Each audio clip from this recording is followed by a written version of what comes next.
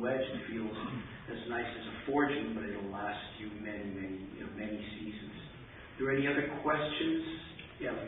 For Dave, do you have any insight on the difference that the shafts may make in wedge performance?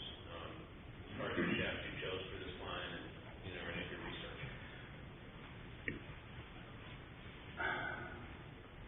I think we could probably take a month answering that question because there is a lot of research that's been done on shafts. In my personal opinion, I like a softer shaft in the wedge that allows you to feel where the head is. It's not that it hits it farther or kicks it or has any spring effect or anything like that. It's that as shafts get shorter, if you take any shaft that's a given length and shorten that shaft, it will get stiffer. What's left will be stiffer than it was before you had it longer. But the real, I think a better answer to your question would be for Jim to say what he sees with the longer clubs, because whatever the effect is in a wedge in terms of performance or fitting a player and fitting, he does, because he does the full swing and the drivers and more than I do with wedges. Well, I agree with Dave on these little softer shafts. That's what I see. Most of the great wedge players and tour players would go a little bit softer, not stiffer.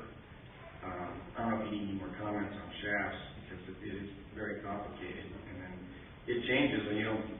We're all in graphite in the longer clubs, the drivers and the hybrids mostly because they're lighter and they've done so much better with having the shafts conform and being consistent from shaft to shaft. That is a continuing process, and they can, you're looking for speed.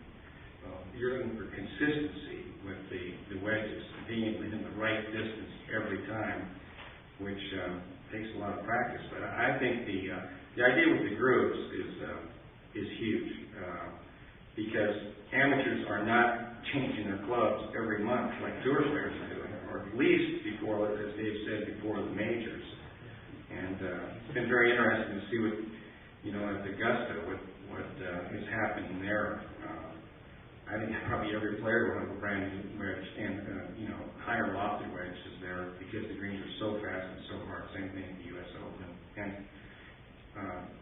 I'm very interested in what he said, too, about Search for the Perfect Swing being one of the greatest books ever written. But he did have that idea of no grooves not mattering. But anybody that's played any reasonably good golf knows that really would not be true.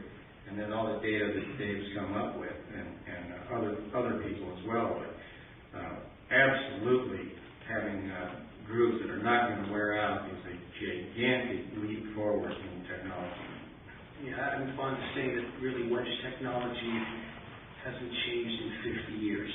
And pretty much you go down on the floor out here, they all look the same. They're made the same. They're either made out of soft cast stainless or they're forged steel.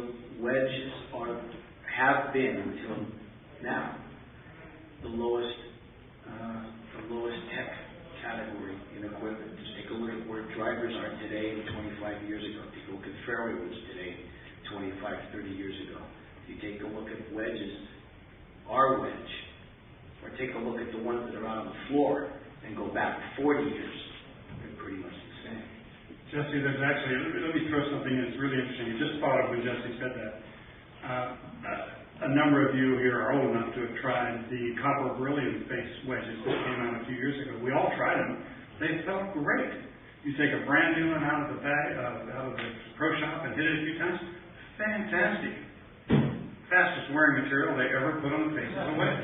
I mean, they didn't last at all because it's not the first day you play with the club that you're going to score your best. You want it to have those same grooves and the same characteristics a month later, a year later, and the more you practice, the worse this problem becomes. See, the more you spend, the more time you spend in a sand trap hitting wedge shots, and all the wedges are usable in sand traps, and so many of the soils now on the good golf courses, we really know how to grow grass, and there's a lot of sand in the soil. And that just tears up the normal grooves and the normal clubs, and that's why this is an important innovation. Why don't we and take the rest of your questions one-on-one.